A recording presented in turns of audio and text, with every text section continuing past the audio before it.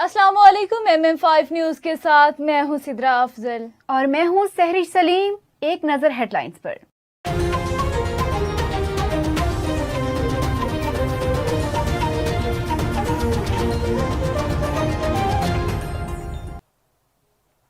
हाल में मारूफ neurologist doctor Fayaz Sheikh के घर पर पाकिस्तान के यौम आज़ादी के हवाले से तकरीब का एहतमाम किया गया, जिसमें डाउ मेडिकल कॉलेज कराची के डॉक्टर्स और अहले खाना ने शिरकत की।